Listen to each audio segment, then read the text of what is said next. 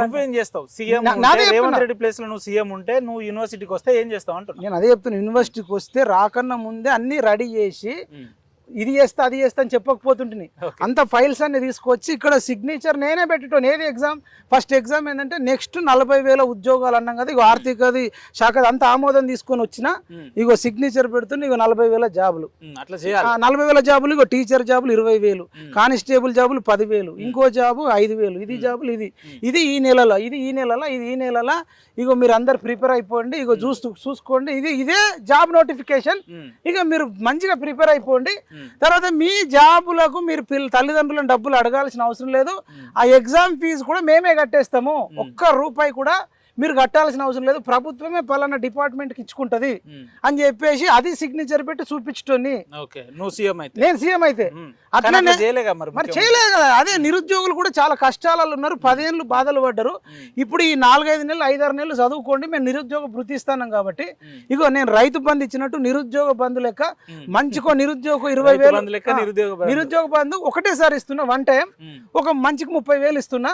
ఈ 3 నెలలో 4 నెలలో చదివేసుకోండి, మంచిగా ఉండండి. ఇక నేను దగ్గర నెల ఇవ్వాలంటే నా దగ్గర డబ్బులు లేవు, మంచికి ఒక 30,000 ఇప్పుడే ఇచ్చేస్తా, అవి దగ్గర పెట్టేసుకోండి.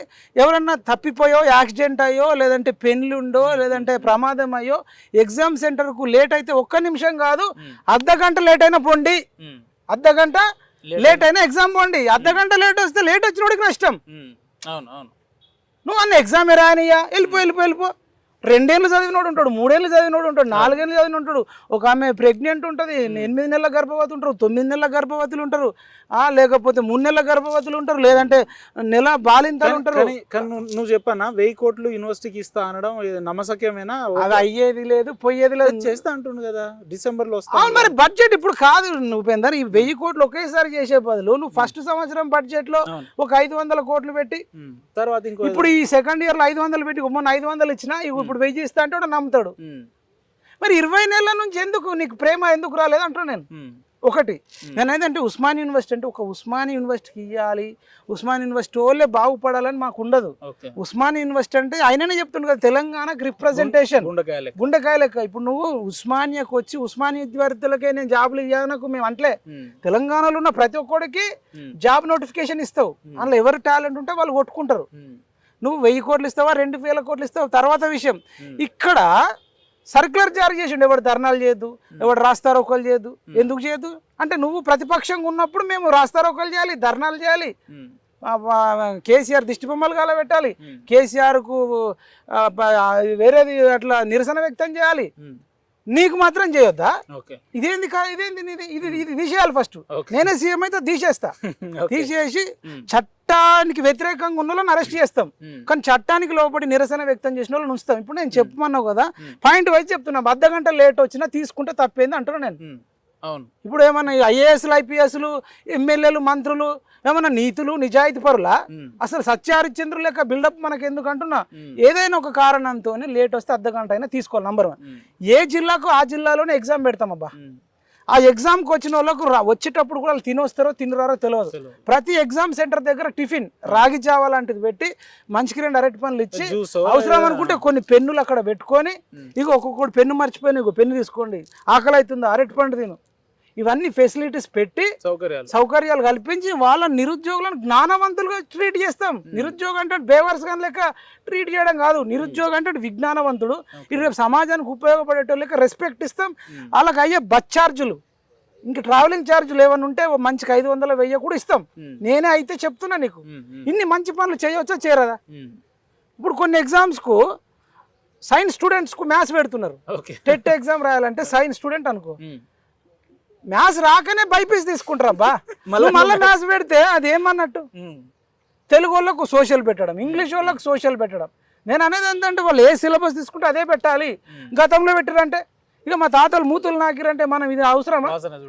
ఇప్పుడు అప్పట్లో ఎడ్ల బండి మీద పోయిరంటే నువ్వు ఇప్పుడు ఎడ్ల బండి మీద పోతావా? మారుతున్న కాలంతో మారాలని వద్దా? కానీ నమ్మకం ఉందా అన్న? ఇప్పుడు డిసెంబర్ అంటే ఇంకో 3-4 నెలలు ఉంది.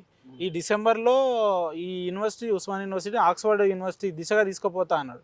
మరి తీరా చూస్తేనే E1, E2, డి హాస్టల్స్ కాదు, ఆల్రెడీ 2 ఏళ్ళు అయిపోయిందబ్బా. 3 ఏళ్ళ లాస్ట్ 3 నెలలు 3 నెలలు ఉంది. నేను అనేది 3 నెలలు కాదు 3 ఏళ్ళు అంటున్నా.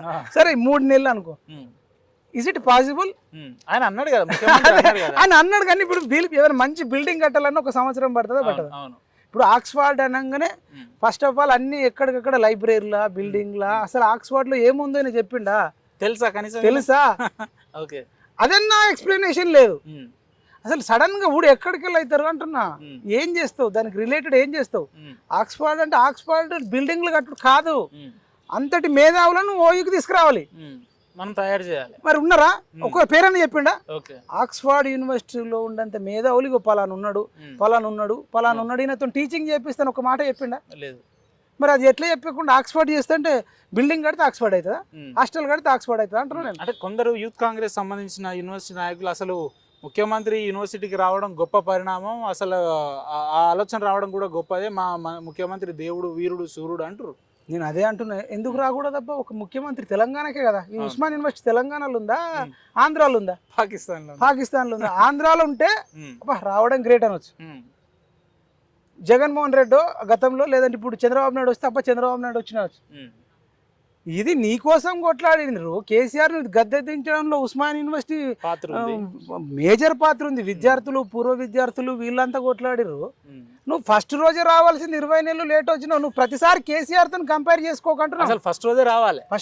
నువ్వు ఎందుకు రాలే? 20 నెలలు ఎందుకు పట్టింది? నీకు అల్లు అర్జున్ కలవడానికి టైం ఉంటది, విజయ్ దేవరకొండను కలవడానికి ఉంటది, రాహుల్ సిప్లి గాంజీ వాడు కమర్షియల్ సినిమాలో డబ్బులు తీసుకొని బాడినోడికి నువ్వు ₹1 కోటి ఇవ్వడానికి టైం ఉంటది. నువ్వు మరి ఆర్ట్స్ కాలేజ్ నిరుద్యోగులకు ₹1 కాదు. ఎంత దుర్మార్గం అంటే రాహుల్ సిప్లి గాంజీకి ఇచ్చే ₹1 ఓయిలో చదువుకున్న నిరుపేద నిరుద్యోగులకు ఇస్తే ₹1 అంటే కొంచెం మంచి ఫుడ్ అన్నది తింటుండే కదా ఒక నెల రోజులో 2 నెలల్లో. ₹1 పెట్టి ప్రతిరోజు పనులు కొనియండి నిరుద్యోగులకు అంటే ఎంత బాగుంటుంది. కొంచెం మెను పెంచాలి. హాస్టల్లోనే అంటే వాళ్ళు నాన్ బోర్డర్సే ఉండొచ్చు, బోర్డర్సే ఉండొచ్చు, ఎవరన్నా కావచ్చు. నిరుపేదలు ఉంటారు అబ్బా, తల్లిదండ్రులు లేని వాళ్ళు, భూమి జాగలే నిరుద్యోగులు ఉంటారు.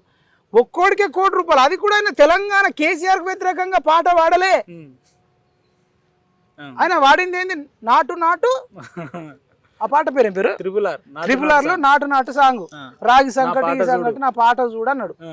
అది కేసీఆర్ ను గద్దె దించడానికి ఉపయోగపడ్డదా, లేకపోతే ఇంకేది ఉపయోగపడ్డది? అంటే కేసీఆర్ ను గద్దె దించడానికి పాట పాడినోళ్ళకి గాని, పాట రాసిన వాళ్ళకి గాని, లేదంటే కొట్లాడిన నిరుద్యోగ నాయకులకు గాని నువ్వు ₹1 ఎట్లే రాహుల్ సిప్లి గంజ్కి ఇస్తున్నావు. నువ్వు అనొచ్చు మన తెలంగాణోడే కదా, ఇస్తే పోయేదేముందని అనొచ్చు. మరి చంద్రబోస్ గారు కూడా తెలంగాణోడే కదా, మరి రాసినోడికి ఇవ్వాలి కదా. మరి రాసినోడికి ఎందుకు ఇవ్వాలి? రాసినోడికి ఇవ్వడట, పాడినోడికి ఇస్తాడట. మళ్ళా పాడుకులు ఇద్దరు కలిసి పాడిరు, ఒక్కడు పాడలే. మరి రాసినోడికి ఎందుకు ఇవ్వలేమంటున్నా. మరి మ్యూజిక్ కిరవాణి ఇచ్చిండు, మరి కిరవాణితో జయదానికి సంగీతం చేసుకోవస్తుంది. అసలు మ్యూజిక్ లేకుండా, రాయిస్టోడు లేకుండా పాడేటోడు సాధ్యమా? అంటే ఏంది నీకు గందరగోళం? అసలు నిన్ను అడిగింది ఎవడు, ఇవ్వమన్నది ఎవడు, కొట్లాడింది ఎవడు? నిరుద్యోగులను పస్తులుంచి నిరుద్యోగ భృతి ఇవ్వకుండా నువ్వు ₹1 రాహుల్ సిప్లి గంజ్కి ఎట్లా ఇస్తావంటున్నా. గోరెట్టి వెంకన్నకు పంచుతున్నాడు. గోరెట్టి వెంకన్న ఏ పార్టీ? BRS MLC. బీఆర్ఎస్ ఎమ్మెల్సీకి నువ్వు ఇచ్చుడేందబ్బా? ఆయన తెల్లర్లేస్తే కేసీఆర్ అహో జై హో కేసీఆర్, వీరాది వీరుడు అతడే, విజయానికి బాహుట అతడే. ఏంది అది? రేవంత్ రెడ్డి మీద పాట రాసిన, నల్గొండ గద్దర్కు ఇచ్చిన కొంత సంతోషం ఉండు. లేదంటే చరణ్ అర్జున్ అన్న కూడా రాసిండు, 3 రంగుల జెండా బట్టి అదే పాట పెట్టుకుంటు. మరి నీకు 3 రంగుల జెండా బట్టి ఇంకా సింగమూలే కదిలినాడు, దొంగదొరల భరతం బట్టిండు. లగ్గంకు పోయినదే, సావుకు పోయినదే, ఎంగేజ్మెంట్ కు పోయినదే, ఫంక్షన్ కు పోయినదే, ఎలక్షన్ ప్రచారంకు పోయినదే, ఇప్పుడు సినిమా వల్ల దట్టుకు పోయినదే, వరదలకు పోయినదే, నిన్న ఇక్కడ కూడా యూనివర్సిటీకి వచ్చినదే. మరి ఆ చరణ్ అర్జున్ అన్నకు ఒక ₹1 ఇచ్చినా, లేకపోతే నల్గొండ గద్దర్ అన్నకు ₹1 ఇచ్చినా అయిపో. రాహుల్ సిప్లి గంజ్ ఎవరు, కోరెట్టి వెంకన్న ఎవరబ్బా? ఇప్పుడు ఇప్పుడు నిరుద్యోగులు ఎంత కొట్లాడారు, అలా పాట కూడా కొంత ఉపయోగపడ్డది. ఉపయోగపడ్డప్పుడు నీ కోసం పాట రాసినకు ఇవ్వవు, నీ కోసం పాట పాడినకు ఇవ్వవు.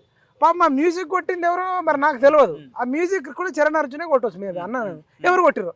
మరి ఆ మ్యూజిక్ డైరెక్టర్కి ఇవ్వకుండా, ఆ సింగర్కి ఇవ్వకుండా, ఆ రైటర్కి ఇవ్వకుండా నేను గోరెట్టి వెంకన్నకి ఇస్తా, నేను రాహుల్ సిప్లి గంజ్కి ఇస్తా, అల్లు అర్జున్కి ఇస్తా, విజయ్ దేవరకొండకి ఇస్తా అంటే what is this non sense అంటున్నాం. ఇవి నేను అడిగే దాంట్లో తప్పు ఉంటే అన్న నువ్వు అడిగిన తప్పాను కదా. ఎవరికి ఇవ్వాలి? సొమ్ము ఒక్కటిది సోకొక్కటిది అంటున్నా. కష్టపడ్డది ఎవడు? అంటే ఇప్పుడు యూనివర్సిటీ కూడా 1000 కోట్లు ఇస్తా అంటుండు కదా, చూడాలి అది మనకు డిసెంబర్ అంటుండు వాళ్ళకేమి ఇచ్చేసిండు. ఇప్పుడు అలా ఎట్లా ఇప్పుడు రాహుల్ సిప్లు కనుక కోటి ఇచ్చేసిండు, మనకు అంటుండు ఇచ్చి వచ్చిండు, ఆ. ఇది అంటుండు. మరి ఇది ఇచ్చి కాదబ్బా, నమ్మకం ఉందా? నేను అనేది ఏంటంటే చెక్కు తీసుకొని వస్తే అయిపో కదా అంటున్నా. నాకు 3 లక్షల కోట్లు ఉన్నాయి, మనది భారీ బడ్జెట్ సినిమా అంటుండు. విచిత్రం ఏంటంటే అదే స్పీచ్ లో ఏమన్నాడు అంటే డబ్బులు లేవు ఇవ్వడానికి, భూములు లేవు, విద్యను మాత్రం ఇస్తా అన్నాడు. ఇంకో 3 నిమిషాలు ఆగంగానే 1000 కోట్లు. ఇంకోటి చెప్తే షాక్ అవుతావు. ఎవరు చెప్పిరు మన ఆదాయం? గతంలో స్పీచ్ అడిగి నువ్వు కొంతమంది ఉద్యోగులు మాకు జీతాలు ఇయ్యా, లేదంటే మా పెన్షన్లు ఇయ్యా, మాకు పలానా ఇది ఇయ్య అంటే నన్ను కోసుకున్న డబ్బులు లేవు, మొత్తం అప్పులు చేసిపోయిండు. బ్యాంకర్లు దొంగలను చూసినట్టు చూస్తే నా దగ్గర డబ్బులు లేవండి, నన్ను చంపిన డబ్బులే, నన్ను కోసిన లేవన్నావు. మళ్ళీ ఇక్కడికి వచ్చి 3 లక్షల కోట్లు ఉన్నాయి, ఒక 1000 కోట్లు ఇస్తే పోయేదేముంది అంటున్నావు. అంటే 2 నాలుకలు 2 మూతల పాము లాగా ఈ 2 మాటలు ఏందంటున్నా. అంటే నీకు అంత ప్రజలు గమనిస్తారు. అబ్బా పిల్లట కళ్ళు మూసుకొని పాలు తాగి నన్ను ఎవరు చూస్తలేరు అనుకుంటుందట. పిల్లి కదా కళ్ళు మూసుకుంది, ప్రజలందరూ చూస్తున్నారు. అంటే రేవంత్ రెడ్డి ఏమంటున్నా, నిజాయితీగా ఉండు, ఆనెస్ట్గా ఉండు. ఆయనకు మేము కూడా ఆయన పట్ల తీవ్ర అసంతృప్తిగా ఎందుకున్నాం అంటే డిఎస్సి అప్పట్లో 1 నెల పోస్ట్ పోన్ చేయమన్నాం, జాబులు కూడా అడగలే. పోస్ట్ పోన్ చేయంటే చేయకపోతే అనేక ధర్నాలు రాస్తారోకోలు చేస్తే, పిల్లల్ని అరెస్టులు చేస్తే, అర్ధరాత్రి సిటీ కాలేజ్ నుంచి అక్కడ అరెస్ట్ అయిన నిరుద్యోగ అమ్మాయిలు 10-12 కిలోమీటర్లు నడుచుకుంటూ 12 గంటలకు ఆర్ట్స్ కాలేజ్ ఇక్కడికి వచ్చి రాత్రి అంతా ఇక్కడనే పడుకున్నారు పాపం. కనీసం ఒక్కడు రాలే, రేవంత్ రెడ్డి రాలే, లేకపోతే వాళ్ళ ఎమ్మెల్సీలు రాలే, ఎమ్మెల్యేలు రాలే, మంత్రులు రాలే, నామినేటెడ్ పోస్ట్ రాలే. ఏమైందమ్మా మీకు ఏం కావాలని అడగాలని వద్దా? అంటే అర్ధరాత్రి అమ్మాయిలను నడిపిస్తారా మీరు? అది న్యాయమా? ఇట్లయితే కోపం రాదా? నువ్వు అప్పుడు వచ్చి ఉంటే ఇవాళ నీకు అన్ని ఇప్పుడు పెద్ద కంచెలు ఎందుకు ఉంటుండే? సరే, నిన్న యూనివర్సిటీకి వచ్చినప్పుడు రేవంత్ అన్న మిమ్మల్ని గెలవలేదని మీరు ఫీల్ అవుతున్నారు. ఇప్పుడు యూనివర్సిటీలో ఆ కెమెరామెన్ స్థానంలో ముఖ్యమంత్రి గారు ఉన్నారనుకో, మీ ఎదురుగానే ముఖ్యమంత్రి గారు యూనివర్సిటీలో ఉంటే మీరు ఏం చెప్పాలనుకుంటారు ఆయనకు?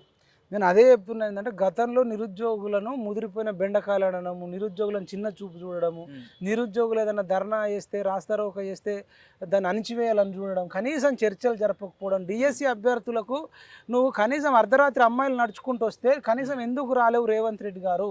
లేదంటే మీ మనుషులను ఎందుకు పంపలేవు? 1 నెల పోస్ట్ పోన్ చేస్తే మీ సొమ్ము పోతుండేనా? మీదేమన్నా మేమే కదా కష్టపడి నిన్ను సీఎం చేస్తే, మిమ్మల్ని మంత్రులను చేస్తే, మేము నెల రోజులు పోస్ట్ పోన్ చేయడం వల్ల నీకే లాభం. నెల రోజులు పేమెంట్ అనేది తగ్గుతుంది. నీకు మంచి కోసం చెప్తే కనీసం మా విన్నపాలు లేదు. గ్రూప్ 2 వాళ్ళు వాయిదా వేయమంటే చిక్కడపల్లి లైబ్రరీ కూడా వేలాది మంది చౌరస్తా కూడా అర్ధరాత్రి 2 గంటలకు 3 గంటల దాకా ధర్నాలు చేయాల్సి వచ్చింది. అంటే నిన్ను మేము గెలిపించినందుకు, నీకు కాంగ్రెస్ పార్టీకి ఓటేసినందుకు, చేతి గుర్తుకు ఓటేసినందుకు నువ్వు మాకు ఇచ్చే బహుమానం అదేయా రేవంత్ రెడ్డి గారు? ఇది నీకు మంచిదా? అనేక మంది పిల్లల మీద కేసులు పెట్టించినవి, ఇది నీకు కరెక్టా అని నేను అడుగుతా. నా ముందుంటే నీ చిన్న ఎందుకు చేస్తలేవు? జీవో 46 ఎందుకు రద్దు చేయలేదు? జీపీఓ జాబులు ఏమంటే ఎందుకు? ఈ ప్రశ్నలన్నీ నిరుద్యోగ లోకం అడుగుతుందా ముఖ్యమంత్రి గారిని, ప్రభుత్వాన్ని? అడుగుతుంది. అదే నేను చెప్తున్నా. నువ్వు కావాలంటే నువ్వు గ్రౌండ్కి వెళ్ళి సిగ్నేచర్ చూడే ద్వారా మైపాలన్న చెప్పిన డిమాండ్లు కరెక్టా కాదా నువ్వు అడుగు. జీవో 46 ఎందుకు రద్దు చేయలే? జీవో 29 తీసుకొచ్చిన దాని మీద మీరు వచ్చి ఎందుకు కరెక్ట్ ఎక్స్ప్లెనేషన్ ఇవ్వలే? ఈడబ్ల్యూఎస్ కింద ఓసీలకు 10% రిజర్వేషన్ ఇచ్చినావు, మరి బీసీలకు 60 ఇస్తావా? మరి 10కి 10 ఎట్లా ఇచ్చినావు అని నిన్ను అడుగుతున్నా. సమాధానం ఏముంది అంటే వాళ్ళదానికేమో 50% దాటినేం కాదు రిజర్వేషన్స్, బీసీలకు ఇచ్చేసరికి 100 కొర్రెలు పెట్టడం అని అడుగుతా. చెప్పు సమాధానం రేవంత్ రెడ్డి గారు, నా కళ్ళల్లోకి చూసి చెప్పు. ఇట్లా అడుగుతా, చెప్పు. నువ్వు ఈడబ్ల్యూఎస్ ఏమో సెకండ్లు ఇచ్చేస్తావు 10%, మరి బీసీలకు ఎందుకు 50%? 50, 60, 42 ఏంది అది? మిమ్మల్ని అడుక్కోవాలనా? ముస్లింలను ఎందుకు కలుపుతున్నావు? నువ్వు బీసీలకు ఇవ్వాలనుకుంటే ఇయ్యు, లేకపోతే ఇయ్యా అని చెప్పు. ముస్లింలది ఒక మతం, హిందువులలో బీసీలకు రిజర్వేషన్ నువ్వు ముస్లింలలో ఇచ్చుకోవాలనుకుంటే వాళ్ళకి సపరేట్ ఇచ్చుకో. ఇప్పుడు నువ్వేం చేస్తున్నావు? మళ్ళీ ముస్లింలను హిందువులను ఒకదాంట్లో వేసి నువ్వు బీజేపీకి పంపిస్తే వాళ్ళేమో మమ్మల్ని ముస్లింలను తీసేస్తేనే మేము ఇస్తామని వాళ్ళు అంటారు. అందరిని కలిపిస్తే ఇస్తే ఇవ్వవా, నీ మెడకు వస్తా నువ్వు అంటున్నావు. అంటే మధ్యలో బీసీలను నలిపేస్తారా? ఆ ఫామ్ హౌస్లో కూర్చున్న పద్మనాభ సింహం ఏమో మాట్లాడతలే. ఎవరు పద్మనాభ సింహం? ఫామ్ హౌస్లో పడుకున్న పద్మనాభ సింహాన్ని ఇప్పుడు వీళ్ళు ఏమంటారు అంటే, బీఆర్ఎస్ వాళ్ళు ఎంత దారుణం అంటే, ఈయన 60,000 జాబులు ఇచ్చినా ఈయన అంటుండు, లేదు 55,000 కేసీఆర్ ఇచ్చిండు, ఈయన 5,000 ఇచ్చిండు అంటారు. నేనేమంటున్నా అంటే, పడుకున్న పద్మనాభ సింహాన్ని లేపకండి. ఆయన 55,000 జాబులు ఇచ్చుంటే ఆయన ఎందుకు ఓడిపోతుండే? పాయింటే కదా. ఆయన జాబులు ఇస్తే ఆయన ఎందుకు ఓడిపోతుండే, ఆయన ఓడగొట్ట నిరుద్యోగులు కాళ్ళెందుకు మొక్కుతుండే. 11,000 అయ్యాయి, 13,000 అయ్యాయి డిఎస్ అంటే ఒక్కొక్కరిని గొర్రె గుంజుకుంటా. గోషామాల్ పోలీస్ స్టేషన్, అటు బొల్లారం పోలీస్ స్టేషన్, ఇటు ఓయూ పోలీస్ స్టేషన్, నాంపల్లి. అసలు ఒక్కోడన్నా మేము అంత ధర్నాలు చేస్తే ఒక్క కేసీఆర్ వచ్చిండా, కేటీఆర్ వచ్చిండా, హరీష్ రావు వచ్చిండా? ఇప్పుడు వాళ్ళ లెక్క ఈయన కూడా తయారైంది కదా మరి. కాదు, నోటిఫికేషన్ ఇచ్చినోడట జాబులు ఇచ్చినట్టట. నేనేమంటున్నా అంటే కేసీఆర్ ఇచ్చిన జాబులు కావు, ఇది రేవంత్ రెడ్డి ఇచ్చిన జాబులు కాదు. రేవంత్ రెడ్డికి జాబ్ ఇచ్చిందే నిరుద్యోగులు, డిజిటల్ మీడియా. ఓకే, రేవంత్ రెడ్డికి జాబ్ ఇచ్చి ఆయననే ఇప్పుడు మనం అంటలే, మీరు ఆశీర్వదిస్తే సీఎం అయినా అన్నాడు. మీరు ఆశీర్వదిస్తే అంటే మనం ఇచ్చినట్టే కదా. ఇప్పుడు తల్లిదండ్రుల కాళ్ళు మొక్కుతారు కొడుకులు, ఆశీర్వదిస్తారు. తల్లిదండ్రుల జన్మనిచ్చినట్టు కదా, మంచి జీవితాన్ని ఇచ్చినట్టు. వీళ్ళు తల్లిదండ్రులు లేకుండా కొడుకు లేడు కదా. అట్లనే నిరుద్యోగులు లేకుండా నిరుద్యోగులకు పుట్టిన కొడుకు రేవంత్ రెడ్డి అంటున్నా, పుత్రుడు. తల్లిదండ్రుల పాత్ర నిరుద్యోగులు వహిస్తే వాళ్ళ పుత్రుడు రేవంత్ రెడ్డి. నిరుద్యోగుల ఆశీర్వాదం తీసుకోవాలి అంటే కేసీఆర్కే రేవంత్ రెడ్డికే జాబ్ ఇచ్చింది నిరుద్యోగులైనప్పుడు, ఇప్పుడు ఎవరైతే 60,000 మంది జాబ్ చేస్తున్నారో వాళ్ళందరికీ కూడా నిరుద్యోగులే జాబ్ ఇచ్చిర్రు అంటున్నా. ఎవరైతే కొట్లాడిర్రో,